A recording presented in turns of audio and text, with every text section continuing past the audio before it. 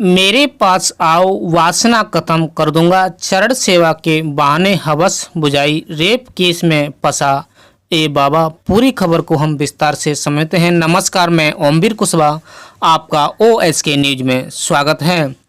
दिल्ली की एक अदालत ने स्वयंभू बाबा दाती महाराज और उनके दो भाइयों अशोक और अर्जुन के खिलाफ दुष्कर्म, अप्राकृतिक यौन संबंध बनाने और आपराधिक धमकी देने के आरोप तय कर दिए हैं। फास्ट ट्रैक कोर्ट की जज ने आरोपों पर आदेश पारित किया और तीनों भाइयों के खिलाफ मामले को आगे बढ़ाने का निर्णय लिया। हालांकि अदालत ने दाती के एक अन्य भाई अनिल को आरोपों से मुक्त कर दिया। शुक्रवार को आरोप तय किए जाने के बाद आरोपियों ने खुद को निर्दोष बताया और कहा कि वे इन आरोपों से बरी होंगे। अदालत ने अभियोजन पक्ष को साक्ष्य प्रस्तुत करने के लिए 18 अक्टूबर की तारीख निर्धारित की है। पीड़िता के वकील प्रदीप तिवारी ने जानकारी दी कि अदालत ने दाती महाराज उर्फ मदन लाल राजस्थानी और उनके भाइयों के खिलाफ भारतीय दंड संहिता की धारा 376 बलात्कार, 377 अप्राकृतिक यौन संबंध, 506 आपराधिक धमकी और 34 साझा मसूआ रखने के तहत आरोप तय किए हैं। मामला 2018 का है, जब दाती महाराज की एक शिष्या ने दक्षिण दिल्ली के फतेहपुर बेरी पुलिस थाने में बाबा और उनके 3 भाइयों के खिलाफ बलात्कार की शिकायत दर्ज कराई थी।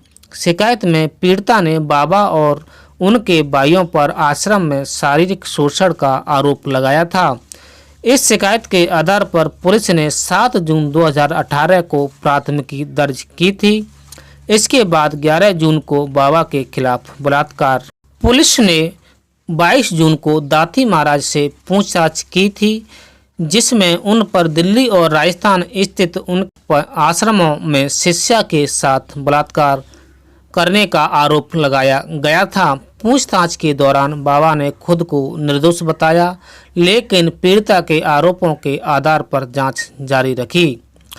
पुलिस ने बाबा के आश्रमों की भी जांच की थी, लेकिन मामले में दाती के भाई अनिल को बाद में बरी कर दिया गया। इस मामले में अदालत ने अब अभियोजन पक्ष से साक्ष्य पेश करने को कहा है, जिससे पता चलेगा कि बाबा और उनके भाइयों के खिलाफ लगाए गए आरोप सही हैं या नहीं। मामले की सुनवाई 18 अक्टूबर को होगी, जहां अभियोजन पक्ष अपने गवाह और सबूत प्रस्तुत करेगा। बाबा दाती महाराज और उनके समर्थकों ने इन आरोपों को साजिश करार दिया है, जबकि पीड़िता न्याय की मांग कर रही है।